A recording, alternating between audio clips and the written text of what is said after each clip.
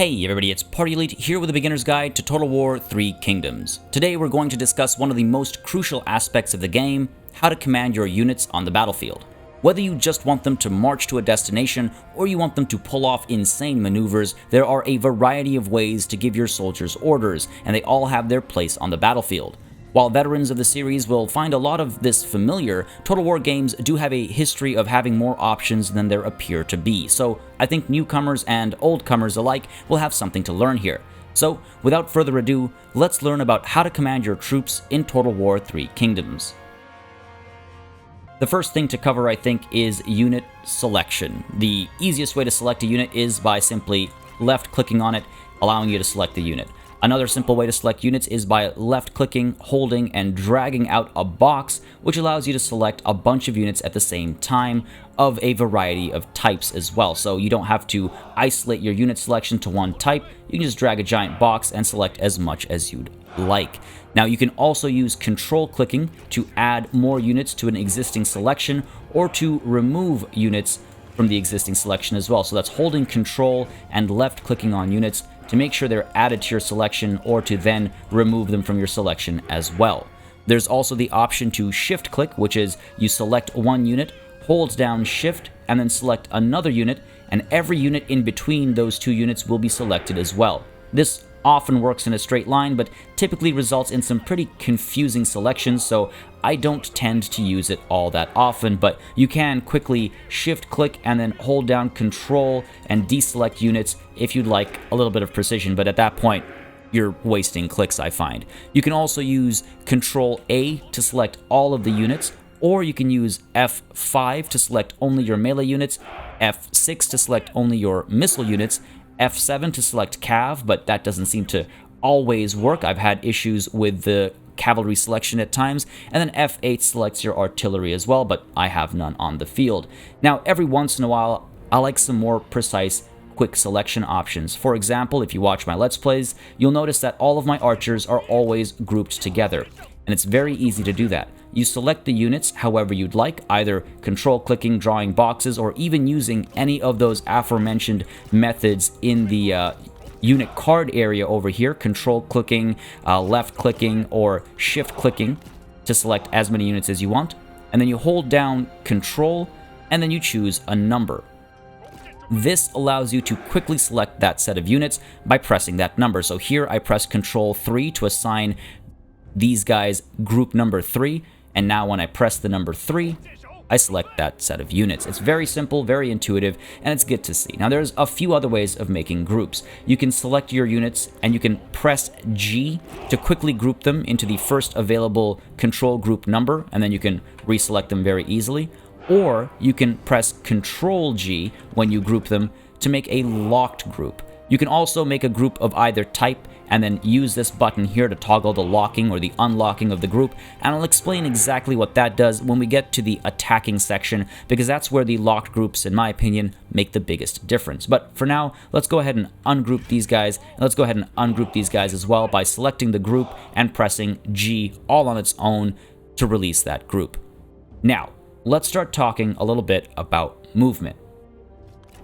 The easiest way to move a unit is by selecting it, of course, and then pressing the right mouse button on the ground. This will send them running by default, and you can tell that they're running because this icon over here has been highlighted.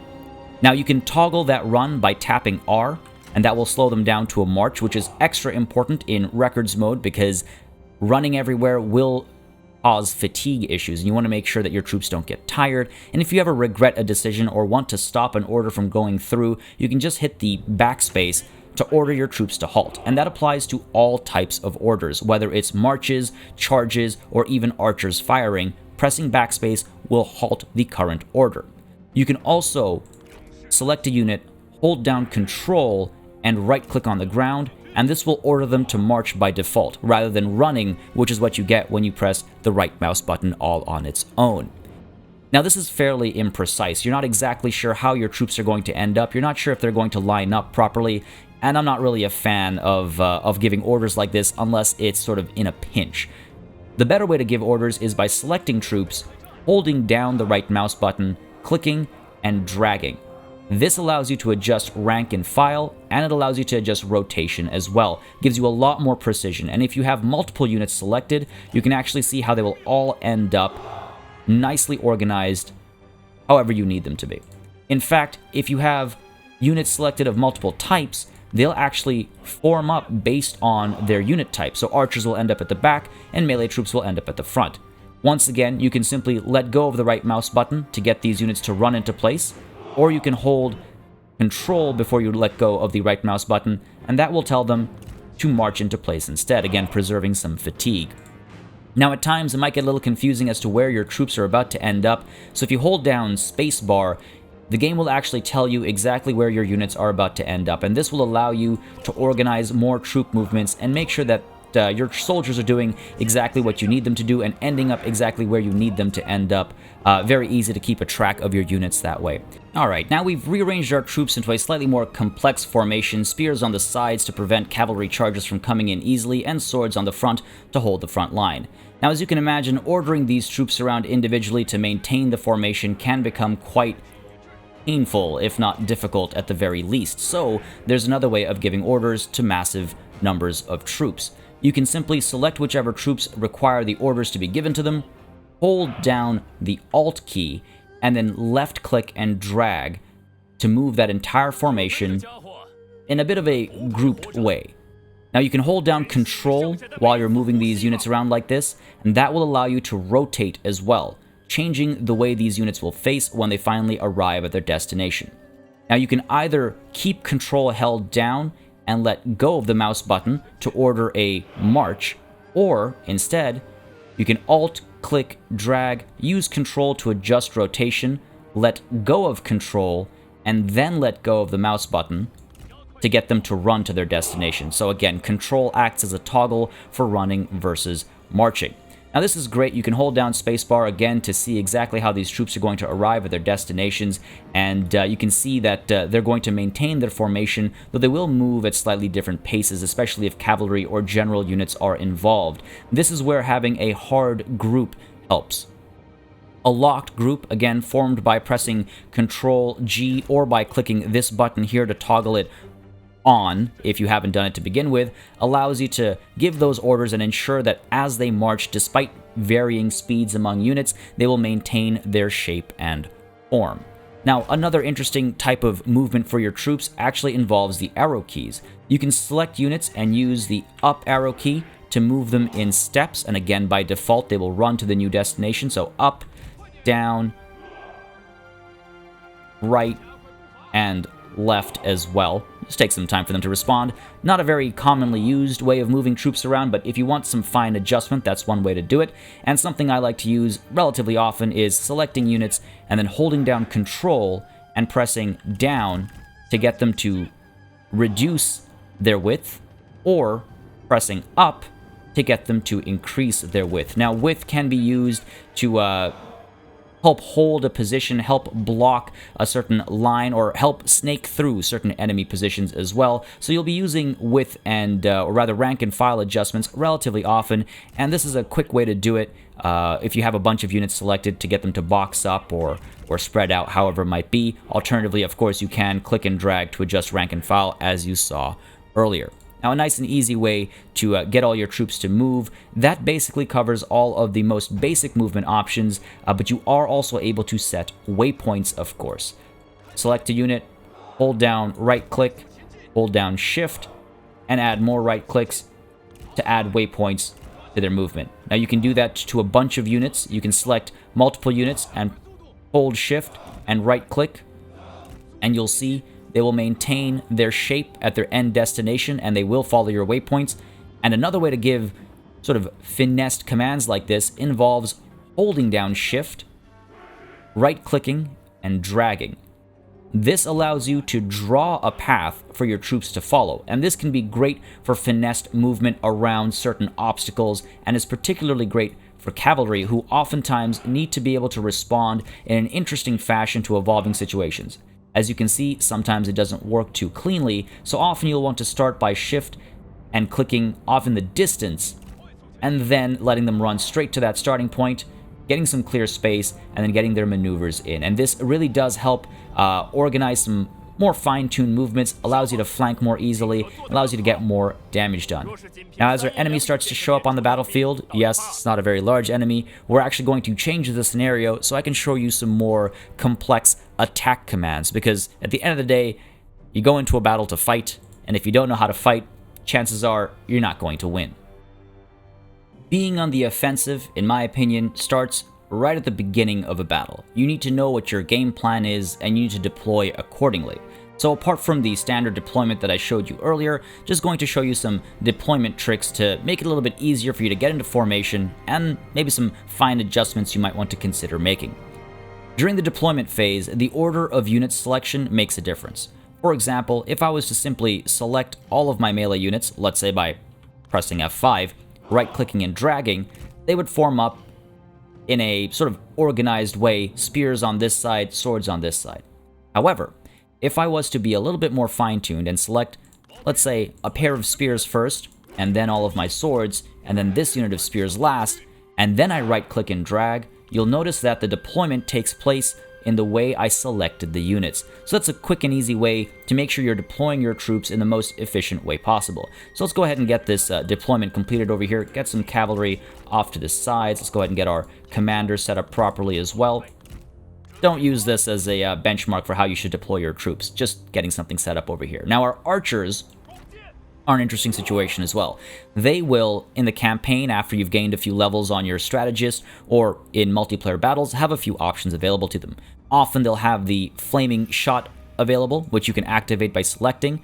Now, I've got tips on that in a separate video, so I won't get into this, but you'll want to alternate between flaming shots and regular shots based on what you want out of your shots: accuracy, morale damage, or physical damage. You'll also notice we have this unique option for archers, toggle skirmish mode. Now, this applies to any ranged unit that can, that would rather not be engaged in melee. Selecting this and turning it off means that your units will hold their ground no matter how close an enemy unit might get. Keeping it on means if the enemy units get too close, these units who would rather not be in melee run away. Pull back into safety, I should say. Now, I prefer keeping it off because I like precise control over my units even when the enemy gets too close. Here is another toggle, fire at will. Typically, I'll keep this on, but sometimes when I want to preserve ammunition and be picky about where it's fired, I will turn this off so that these units will not shoot unless I tell them to. Another thing I typically like to keep on my archers is guard mode. Toggling that on for any unit means that they will not pursue the enemy. So, for example, if your troops are up against Lu Bu, you'll turn guard mode on to ensure that they do not pursue. This applies for melee troops as well, and sometimes you'll want to use that guard mode to ensure that you are holding the line, because otherwise, if the unit that they're up against starts to flee, and your unit is able to chase, they will chase, potentially presenting a huge gap in your lines. So that's where guard mode comes in handy for your melee troops as well.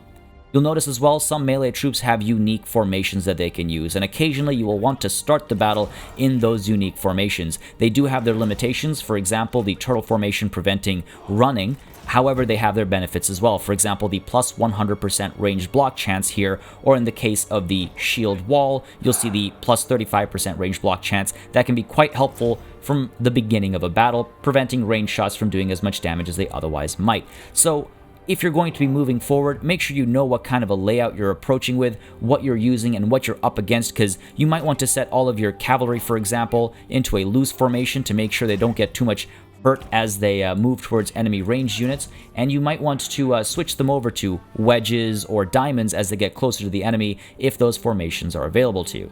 So, yes, we haven't technically started attacking the enemy yet, but it all begins here with deployment. So let's go ahead and get everybody in their regular formations and just lined up like so, because we're going to take a look at actual attack commands next. As our forces march towards the enemy's forces, there are some things to keep in mind. For one, archers all have range. Whether they're crossbows or they're bow and arrow or it's artillery even, they all have range that you can see by selecting the unit and looking at that arc. Now, this means that any unit within that range can be fired upon. You can cause some physical damage, and you can also cause some morale damage. So you'll often, of course, want to keep your archers further back than your frontliners, and by engaging the enemy with your ranged units, you can often goad them into attacking you, so you can hold the line and absorb some charges instead. Another thing to keep in mind, and this is extremely important, there is no attack move order in a Total War game. Do not expect your troops to simply march into the enemy and get all the benefits of a proper attack order. You have to give the order. There are a couple of ways of giving the order. For one, you can simply right-click on an enemy unit, and your unit will rush towards them to engage. Again, you press R to slow them down, and you can press backspace to cancel the order entirely. But let's go ahead and give them a control right-click order, forcing them to march at the same pace as their allies towards that enemy unit. As you can imagine, selecting individuals and giving them individual attack commands can be quite painful. Let's go ahead and dodge these shots over here, shall we? So rather than doing that, what you can do is you can select your frontline units, hard group them with Control G, or again, give them a group number and make sure this is toggled on, and then you can right-click on any enemy unit, and your troops will automatically assign the nearest target that is in a straight line ahead of them. They're going to find the closest relevant unit that they can charge into and close the gaps and actually get some charge attacks in. Sometimes you'll see, of course, though, you'll want to change your command so you can select the individual units and turn them around to make sure that you're not being charged into and that you're actually getting charges in properly. So it's often a good idea to give a large grouped order and then going in for some precise controls so you can fine-tune your orders. Now, charging into the enemy is very important. Charging in gives you a charge bonus, which is a large bump to melee damage done for the first 10 or so seconds after lines meet, and that applies especially to your cavalry who you'll want to send charging in. Again, shift clicking and dragging applies here as well, so you can see nice maneuvers being prepared, and you'll often want to use that to dodge and weave through enemy lines here and there whenever the opportunity presents itself. You'll never want to, you won't want to use this too often, but every once in a while you'll get an opportunity to dodge enemy lines and enemy units and weave a little bit through their lines to get some work done. Now, your ranged units, of course, are able to fire away. We turn fire at will off, so I have to command them to fire, of course. So here we go. They're going to start letting loose some shots, and we're going to get a fair bit of damage done. But let's say we find ourselves in a situation where we need these troops to fight in melee. Now, if they run out of ammunition, they will fight in melee by default. However, if they haven't run out of ammunition, it's very easy to tell them to fight in melee. You simply select the unit you want in melee, hold down Alt, and then right-click on the enemy you want them to engage in melee. You can see the icon changes from this arc that implies ranged fire to this sword that implies, well, stabby stabby. So Alt, right-click means they're going to charge into melee. You won't often want to do that, but every once in a while you try and get a rear charge into the enemy with a typically ranged troop, because it might be your mounted archers that are able to get some charge damage in and break the enemy, or it might be a case of archer unit that just needs to get a little bit of action in to potentially break the enemy. You can see over here the enemy as well, having run out of ammunition, is sending its archers into melee as well. Again, everybody counts, everybody helps. And as you can see, we have some units back over here routing and giving up on the fight, some rallying, returning to the fight, able to intercept these cavalry units, and because we have skirmish mode off, we actually have to tell these soldiers to move away from the incoming enemy units. If we had skirmish mode on, they would have run off themselves, and I would have lost a degree of control over them, and I'm not a fan of that. I'm not a fan of that at all. Another thing to keep in mind is that in romance mode especially, your generals will have special abilities that they can use, whether it's in a duel or it's when fighting next to their troops. They're able to buff their own soldiers and make sure they're getting some more work done here and there. So make sure you're using those abilities when necessary or as needed to get some work done as well. Now, as this fairly poorly fought tutorial battle comes to a close, I hope you can see that there are a multitude of ways to order your troops around in Total War 3 Kingdoms. Some come naturally to those familiar with strategy games, and others allow for more finesse control, helping keep you organized. And always remember that management of many is the same as management of few. It is a matter of organization. Use these controls to keep things under your control, because that's what being a great general is about.